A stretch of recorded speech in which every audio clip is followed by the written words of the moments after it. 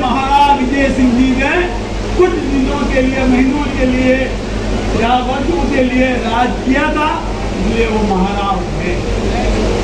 आज विजय सिंह जी दादा की जो इतिहास है उसको देखना और उन लेखक की बात भी सामने आ रही है।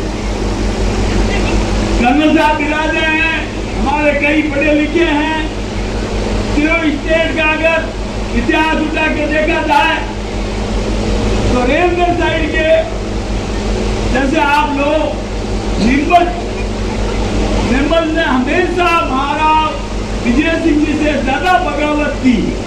ये इतिहास साक्षी है, इतिहास में लिखा है।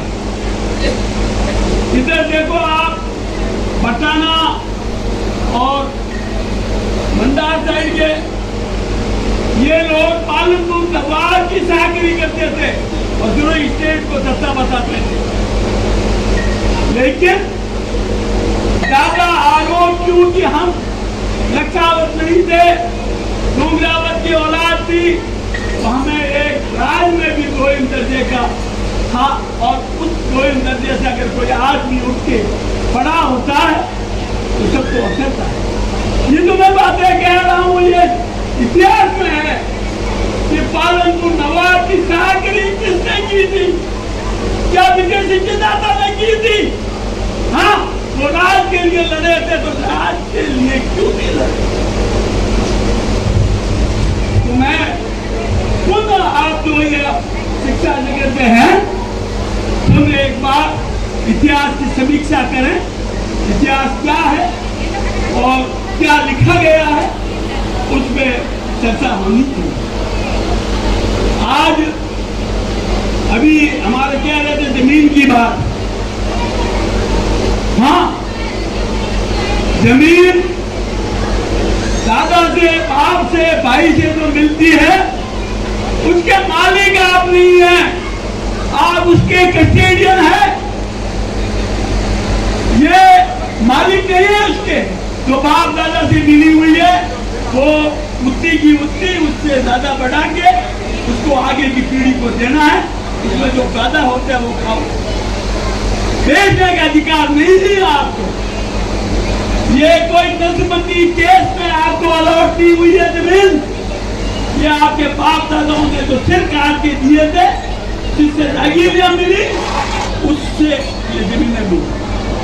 तो ये जमीनें आप सिर्फ कस्टोडियन है उसके, उसको बढ़ाते अच्छी बात है, ये दिमाग में से निकाल दो।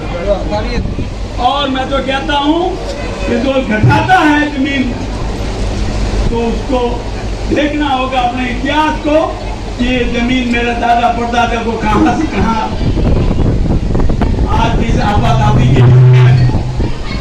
मैं निवेदन करना चाहूंगा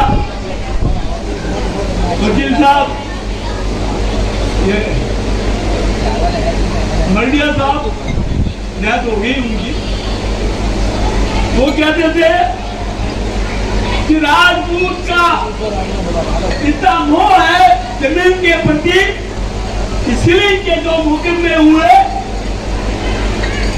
वो अगर जो वकीलों को भी दिए वो ड्रॉप कर देते और उस समय वो जमीनें खरीद लेते, इतनी की जमीनें खरीद सकते। लेकिन उस बाप दादाओं की जमीन को छोड़ने का मोह नहीं हुआ। रेवेन्यू बोर्ड तक, हाई कोर्ट तक लोग लड़े खुद की जमीनों के लिए, उसके मोल में तो नई जमीनें खरीद सकते, लेकिन नहीं, हमारे बाप दादाओं की जमीन थी, इसलिए छोड़ने का मन।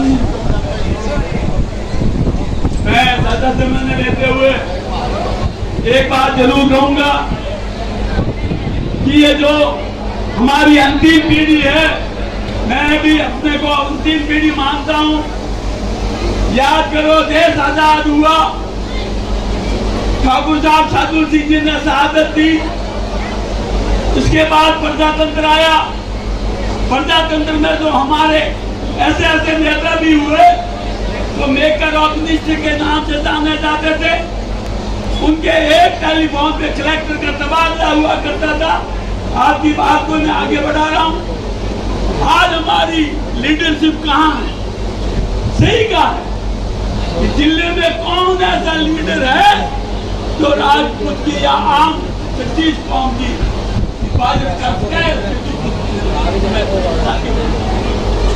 जो आवाज उठाता है उसके खिलाफ मुकदमे दर्ज कर दिया जाता है।